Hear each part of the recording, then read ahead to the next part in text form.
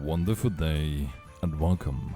My name is Seth and we are back with another weapon guide of Monster the Frontier. Prepare to make the monsters scream in fear and your muscles cry in pain. For we introducing the Great Sword, the powerhouse of the Monster Hunter series. Trading mobility and quick combat for a battlefield obliterating weapon that can make you flex your muscles and get you off with some high damage numbers. No strings attached, just pure raw damage. That is the Great Sword of the Monster Hunter series. And we're gonna take a deeper look today into this weapon. So we're gonna start out with the Earth style and I'm gonna see you on the quest. So we're gonna look at the Earth style of the Great Sword first, of course. Today we're gonna feature probably my top favorite map of all time, and that is the Painted Falls. I really hope they're gonna bring this map at some point back, hopefully in Monster Hunter 6. One man can only dream, but this will be like the map I pretty much would want to have. Right, little info for everyone who only watches specific weapon guides. On the right side we have a controller layout for a PS4 controller and an Xbox One controller on the screen, and this will mimic in real time my input I'm pressing, so you have a visualization to whatever I'm saying I'm pressing in terms of moveset. For keyboard users, you just need to simply translate whatever is being pressed here. So if I press the main attack button, then you just translate what is that button normally on my keyboard layout or my hotkeys I changed, and you can simply do the same thing there. Also, to not just spam all the time, press Y and triangle button or B and circle button, I gonna refer to those as the main attack button and the side attack button, so there will be less confusion in terms of saying the buttons all the time, right? The other buttons are usually more coherent in their functionality, so we don't need to talk about them with specific names.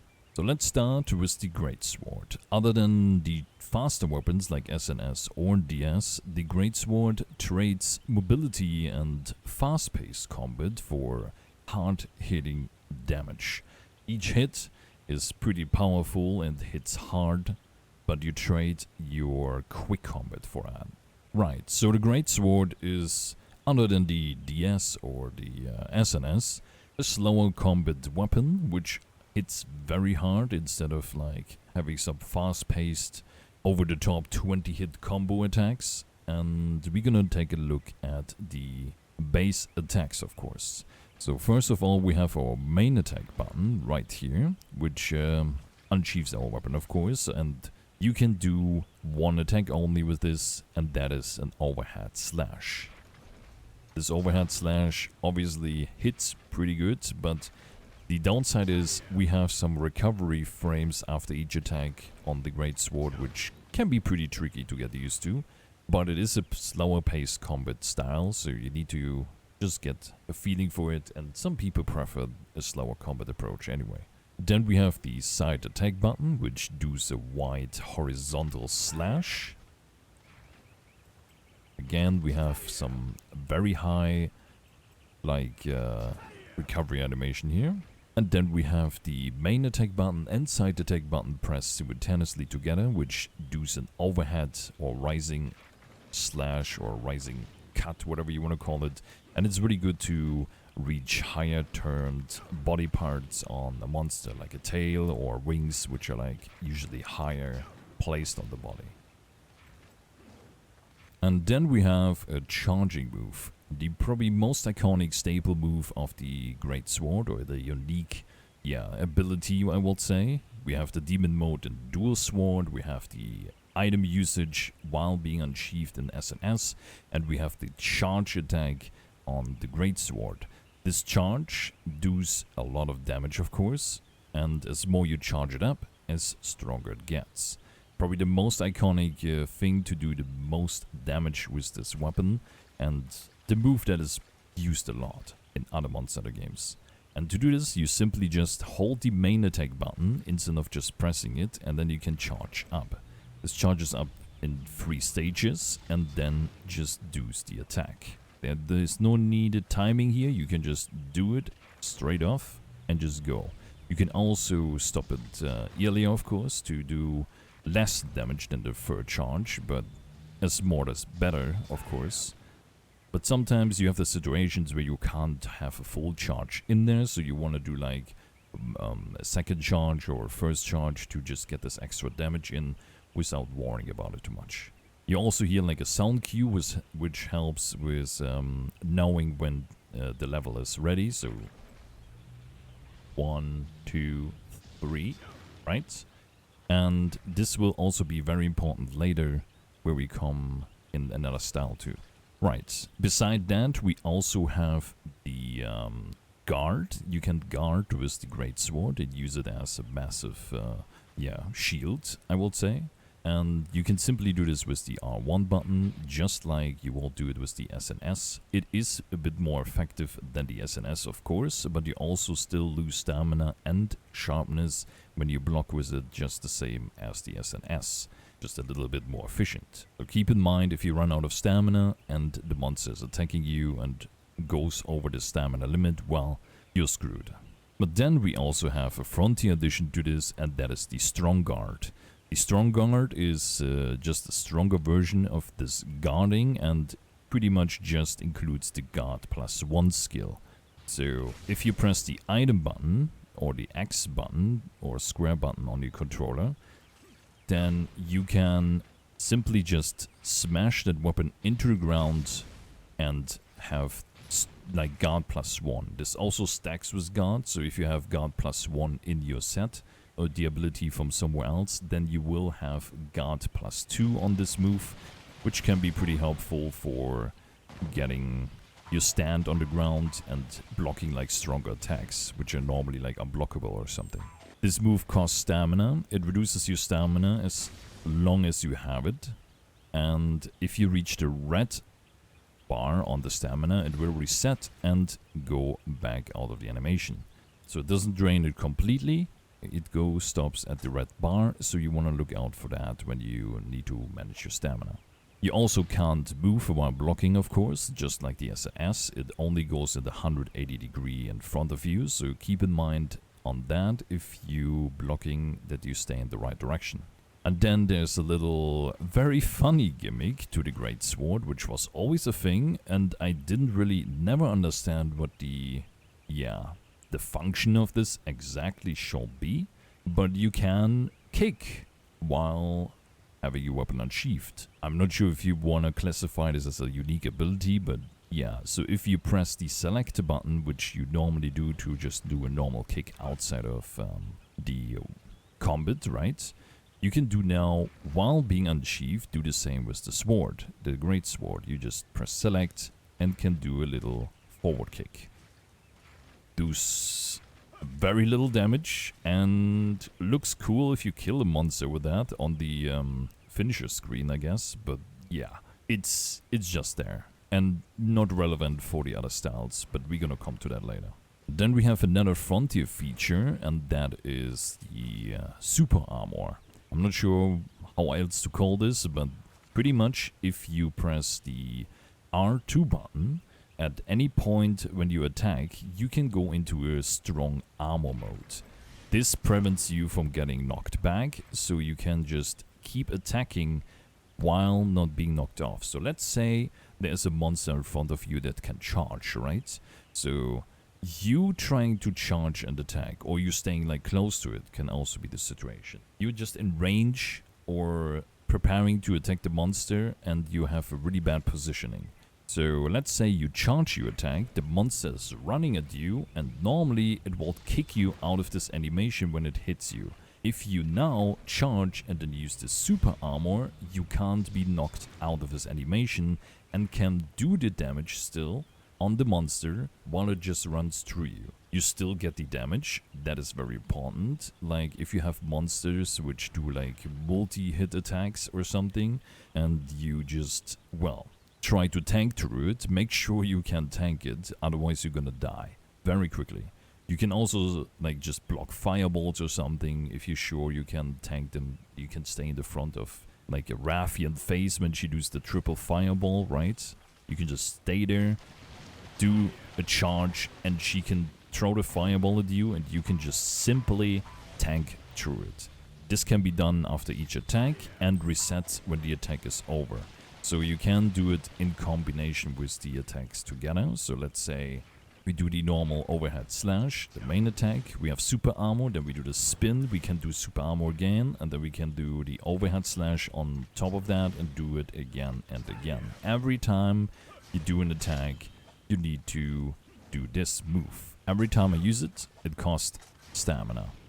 So make sure that you have stamina management on I2, and you probably mostly want to use this to just get your charge attack in without worrying about being, thrown out if you misplace your position or something. And then we have one more frontier stuff on the moveset of the Great Sword, and that is the addition of finisher moves. You know, when I talked about that the attacks have some really hefty recovery animations, right? Like this one. Well, what if I tell you you can actually do a pretty hard-hitting attack afterwards still? Of course, you're then locked down in the other animation, but you do some decent damage too. And then combining this with the super armor, you don't need to worry about trading some DPS for safety, right? So if you press the whatever attack move you did together with the block button after doing the attack, you can do a finisher for each of the 3 different moves. So if we do the main attack move and then press block and main attack again afterwards, we do a new finisher move which hits pretty hefty, and the same goes for the side attack button.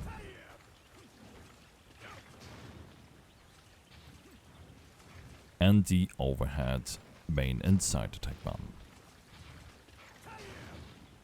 These attacks are basically a reversed version of the move you just did, but they can do some pretty good damage, and is kind of like the playstyle they're going for here. So you're not like just only locked down to the charge attack being the most efficient thing. It also is a very important role in the Heaven style, but we're gonna come to that in a second. Of course, which I forgot to mention, is you can chain these attacks together. So if you do the overhead slash, then you can go over into the spin or the backwards rising slash and keep this combo going however you want. You can also go over into the charge, and then from the charge just doing the same, or going into dodge rolls, etc, etc. So the combos are slow, but they are still like interchangeable and pretty dynamic to use together. And in combination with the super armor, you can actually stand your ground on a specific position. If you're just standing right and the monster's just moving or trying to move around, you can, well, just tank through it, keep your combo going, and do some pretty good DPS too. You can also do this out of the stand, of course, if you're not in combat, and you have 2 different versions to that. So you can first of all just go directly to the charge over or the normal overhead slash. If you just run the monster and then hold the main attack button, you can just go directly into the charge and engage with that move, the overhead slash, like this. And if you then just walk, or let's call the like fast running where you press R1, the sprinting, and then just this one just running. So if you just normally run without sprinting and then do the main attack, then you don't do the overhead slash and instant just do a very quick version of the side attack animation, like a very quicker version. And from that you can just directly go into the charge too, so you can use this to have some little extra damage while engaging without using the charge. Or if you're not sure if you have time for a charge, you just have some extra tool to do some damage. Then we have 2 little notes or like little gimmicks, and they're not really that helpful, but good to know. And first of all is that if you do a charge, you have the possibility to do a directional input to the left or right to actually influence the direction where you're hitting. It's very minimal. It's not really like that important, but it's really good for if the monster moves like a little bit to the right or left and you're like out of position, if it's not in front of you anymore, and you will technically not hit it, but maybe this little like tip to the left or right is exactly what you need. So that's good to know, I guess. Then we have one more gimmick, and that is a very interesting one. I didn't know this myself at all, but I'm not sure if this is even in other Monster Hunter games. So the thing is, you have length-based weapons in this game, right? You have super long weapons and whatever. So for example, a spear, like the lance, when you have this very long lance, the hitbox shifts to the tip of that thing. So the interesting part of the greatsword is now the hitbox is the greatsword, right? You can hit the greatsword on the tip, or the middle part, or just fully the entire thing on the bottom. If you do, though, hit the monster on the middle hitbox, like the middle part of the sword, apparently you do have 5% more damage on that attack. Don't ask me how, don't ask me why this is a thing, and what is the logic behind this, but that is apparently a thing, and I can't really show you this, I guess, but it is something to note down, and maybe it helps someone to optimize their damage a bit. So, you're welcome, and do with that knowledge whatever you want. That is literally everything to the Earth style ready, and we can just switch over to the Heaven style, so I'm gonna see you in a bit. Alright, back with the Heaven style now. We're gonna look at two changes. First of all, the charge slash or the slash charge attack is gone. So if you press now the main attack button and hold it down, there's no more charge. Now you're thinking, wait, wasn't this like the entire thing of the greatsword? Well, kind of, but also not. Because it's Frontier, so we have special things here, right? Well, the Heaven doesn't change much, and it just replaces this charge with the Guard Slash. So instead of charging your attack, you have now a Guard Slash on the kick button from before the select button, which removes the kick too, obviously, but again, the kick is not relevant at all, it does nothing. And if you press now select while having your weapon unsheathed, you do a Guard Slash. This is exactly what it says. It is a guard and an attack immediately right after. And the guarding is at the beginning of the animation, of course. And this counts as a guard. So you can guard through an attack with this move and then do right after just a slash attack, which is pretty decent. Like, you can stay in combat and like kind of counter the monster attack and then doing still some DPS. But the special property of this is now kind of like the charge, but different. So the charge attack gets stronger as more you charge it up, right? So it goes like up to something with 130 motion value, I think, on level 3 charge. And the Guard Slash also gets stronger every time you block an attack with it. So here's the tricky thing. I am not sure how this is exactly working. I have no idea how to test this actually, to be honest. So the thing is, it says when you guard X amount of times, you will get, like, the attack will be stronger. There will be more motion value. So the thing is now, I'm not sure if this stays. So if this is like staying after you guarded like 3 times on the quest, and stays for the entire quest, so you only need to like guard 3 times. If it only stays if you have your weapon out, and then if you put it away, the guards will reset or something. I have no idea about that. That is something maybe some smarter people can figure out than me, and you can let me know in the comments. It is a cool thing, and it goes up higher than the charge slash. My conclusion, or like my guess, is that it is kind of working like the charge slash, right? Since it replaces it, and I'm guessing you need to guard in a specific amount of time or something to keep the stacks up. There's no indicator or visual icons or anything to tell you if this buff is active or not, so yeah, kind of rip, but that's it. You still have also your normal guard and strong guard, of course, so yeah. But obviously, it is the replacement for the charge slash, so you probably want to use this as much as you can. And that's the only thing in Heaven Style that changes pretty much. But let's take a look at Storm, because there's more going on there. Back with Storm Style now in our lovely Painted Folds map and our very cute Plushy Guanzurumuru weapon, Great Sword. We now take a look at the Storm Style. Just like the Heaven Style, the Storm Style just retains the exactly entire moveset, but with another change. So in addition to keeping the Guard Slash now and having no normal charge attack anymore, the Guard and the Strong Guard are also removed now. So this is a more offensive style where they want you to use the Guard Slash actively and not blocking with the normal guarding. And on top of that, they put back the Charge Slash, but a different version. Do you remember when I said, well, the Charge Slash has like an audio cue, right? Like a boom, boom, boom for all 3 levels. Now we have a Charge Slash, which is instead of the main attack button, the charge is now on the main and side attack button combination. You remember this move, right? The overhead backwards slash thing, the rising strike, whatever you want to call it. This attack can be charged now in the Charge Slash, and it has 4 levels instead of 3.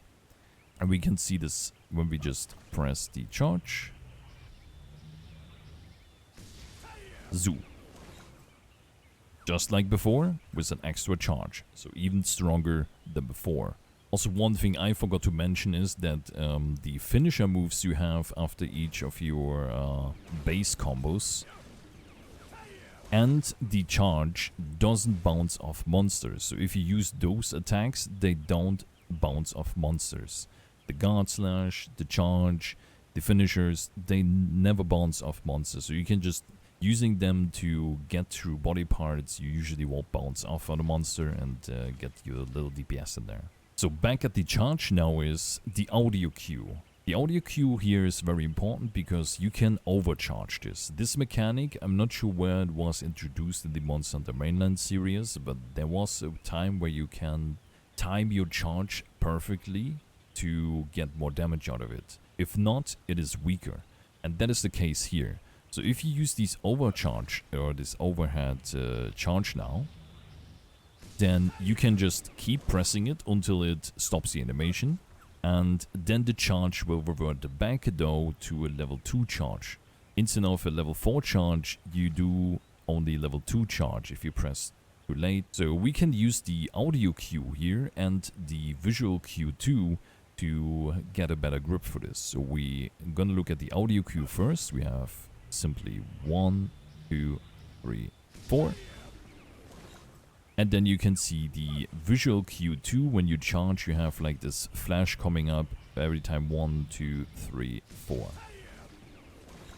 So the audio cue is pretty much self-explanatory. So if you look at the visual cue here, you overcharge the thing, like you press the button and don't let go until it does the thing. You can see that the flash pops up in the visual cue and then goes back and then he does the animation. This means you overcharged it and it's just the level 2 charge.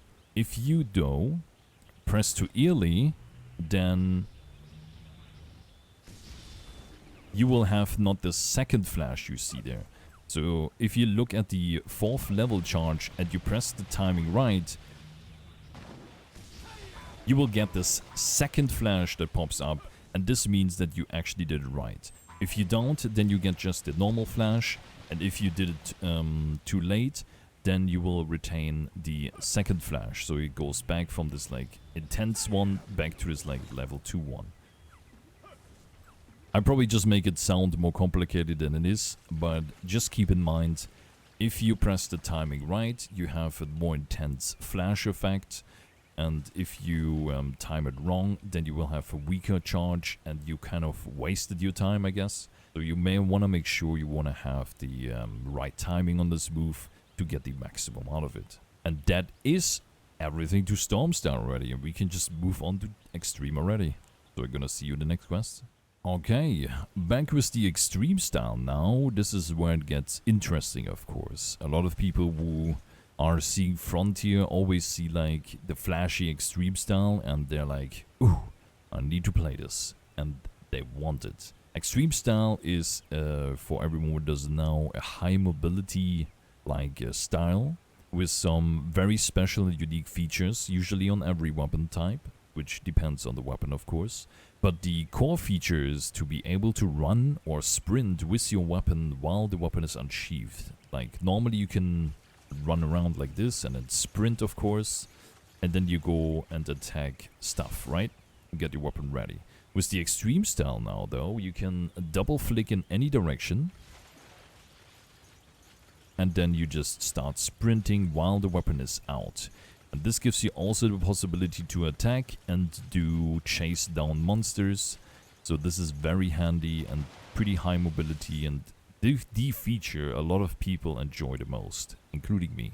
To note here is that this is literally a normal sprinting, so you would use stamina while sprinting. And on top of that, you also have different movement speed depending on your weapon. So if you have a heavy greatsword like me, then you will move slower than someone running around with an SNS or someone with a dual sword, for example, right?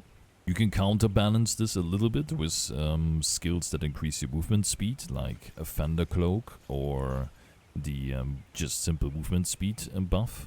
So they can be like really helpful to just get this little extra speed to chase monsters better down. Right, but beside that, what else is in the extreme style? And extreme style usually has unique mechanics, and so for the greatsword too. On top of that, they usually also have sprint attacks, so the extreme running you saw from the sprinting is usually used with like some special weapon attacks you can do with these weapons, and greatsword doesn't have anything flashy there. Greatsword gets something else flashy, and that is a parry. And that is the interesting part about the extreme style. So the extreme style retains everything that was in storm style, with the addition that we get back our normal charge slash. So now we have the overhead slash with the 4-level step. I showed you the storm style, but we also get now back the normal main attack charge we do without any like needed timing, etc. So you have now 2 charges, and you can do basically like a double charge back to back. So you can use the normal 3-hit charge at the 3-level charge and just immediately go over to the 4-hit charge or the 4-level charge. So this is like a pretty neat combination, I guess. Or you can obviously just choose to do one or the other depending on whatever situation you're in. Other than that, the moveset is exactly the same as Storm style, but we have a new addition here now, and that is the parry. The parry is on the block button, so you just press R1 and then you can do a parry. This is a very quick animation, so you need to kind of, guard point it. You also did lose the ability to do the guard slash now in the extreme style, because this button is used for something else. So if you press select, nothing happens. No guard slash whatsoever.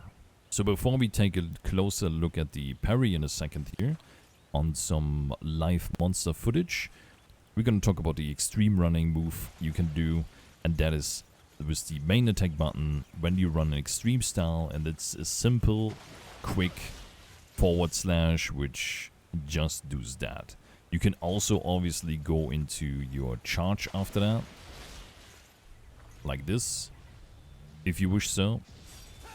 And on top of that too, you can do also the main and side attack button for the overhead, like level 4 charge move immediately from the running section. So this is like everything there's to extreme running for this, so we don't need to go deeper into that section. But we're gonna want to look into the parry mechanic, because the parry mechanic is very unique. Alright, so about the parry. The parry is exactly what it says. You can block or like parry an attack and don't get any damage. And additionally, you can do one of 2 moves right directly after the parry as like sort of a counter. And we're gonna position the crabs here, and then we're gonna show with the side attack button, you can do this white slash counter. And then with the main attack button, you can do also a different counter move too.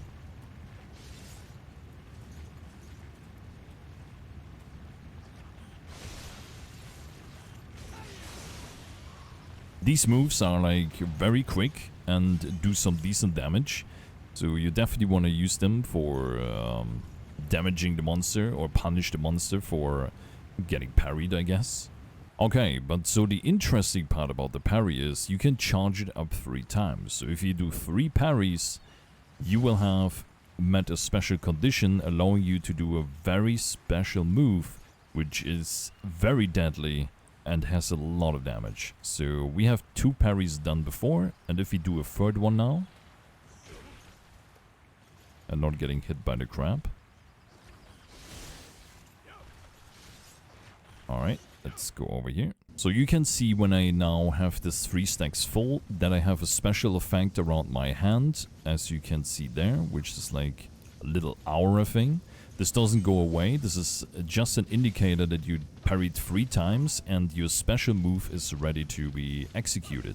And you do want to do that. It doesn't get stronger if you parry more after that, so make sure you get your parry count in there and then use a special move whenever you have the chance, because it's a lot of damage and it's the most efficient way to do massive DPS. If you now have these 3 charges done, like the 3 parries, you can then press select at any time when you have the right position for it, and then do a massive AoE attack that does, yeah, a lot of damage. But you will see in a second, because we're gonna turn into some anime protagonist tornado special level 999 character.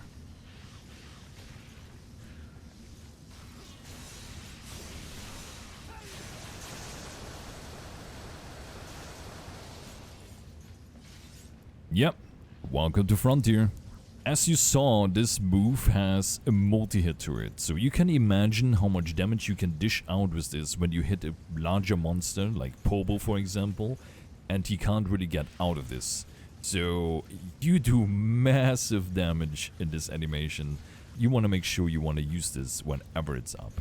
Also, don't worry if you mess up and use the move and the monster just jumps away in the same moment. You're not stuck in that animation. You can just like dodge out of it and then just abort the attack. You obviously lose the charge. That is a bummer, but at least you won't get punished for, yeah, messing that move up. That is, however, everything we won't need to know about the, well, extreme style for the Great Sword, and that concludes also the Great Sword in general. And we're gonna go back to the city and talk about the leftover features. We need to talk active and detect skills. Right, and now back in the city we need to talk about 3 things technically, but we only have 2. So first of all, there's the sigil mechanics, and for Great Sword I didn't find anything specific that influences the moveset or anything. So it's mostly just motion value buffs, so not worth to mention at all. But we have 2 other things we need to mention. And first of all is the active feature. The active feature you can see on the top left corner there, and if the icons for weapon X is red, this means the active feature is active for a 24-hour period determined on the server time for that weapon. So if you see the icons for your weapon popping up, then you will get special buffs. For the Great Sword, that is very simple, and that is getting 100% crit rate when doing unsheath attacks. So you maybe know this from other Monster Hunter games where you have the crit draw ability. This is literally it. You get crit draw, and every attack you do while unsheathing your weapon will have 100% crit. This also probably includes charges, so you want to make the most out of your damage. You want this ability. It's free, so why not? Then we have the tech skills. Tech skills are compound skills which are specifically tailored for each weapon type. There's one for each, and they have multiple skills in one, which each of them has specific versions or special abilities and skills which are tailored for that weapon. So if you do a specific weapon set, you want to have these skills as your top priority. They have 1 negative and 3 positive versions. The negative just reduces your damage by 20%, but you most likely won't run into it. And then we have 3 positive ones and 1 hidden one. The hidden one we can ignore too, because the hidden one needs some very specific conditions and locks you down to specific equipment just for getting sharpness +1. So it's not really that worth it in terms of the conditions, so we're gonna ignore that hidden one. But we're gonna talk about the 3 positive ones, the expert, the master level, and then each of the weapon types have a specific fancy name for their last level, and that is in the case of Greatsword, the Sword King. So let's take a look at expert. You just get simply enough defensing skill for using greatswords. Then on the master level, you will get 10% additionally damage plus defensing skill. And then on the third one, the Sword King, you will have super high grade earplugs. You will have 20% more attack damage with greatswords. You keep the fencing skill, of course. Then we have guard slashes, do only cost half of the sharpness when you block an attack with it. Then you can faster charge up your slashes. Like both of the slash attacks can charge way faster, so it's pretty tricky to get the timing there right. If you have that skill, then most likely need to like get the sound cue you ordered, etc. for you and practice this a bit. But this also stacks with focus skills, so that is very important. You can do like some crazy fast charges with this. Then the second charge version, the one with the main inside attack button, which has 4 levels. The 4th level, where you need to time the charge attack just right and let go of it in the exact timing of the 4th sound cue, right? That time window will be bigger, so you have a higher chance to get that one off, and it's very helpful to get the maximum out of the damage. Then you can also perfect block attacks, which I'm pretty sure they mean the normal guard and the strong guard. But if you can perfect block them, however this looks like, because I've never done this, you can't be knocked back, so you like tank through it, and you drain no stamina, plus additionally restoring half of the sharpness you won't normally lose, so that's pretty handy too. And that's literally it. That is everything we need to know about the Greatsword for this time and date. And I hope this was helpful to you. I'm gonna see you all in the next video. I love you all. Have a good one. And good night. Bye-bye.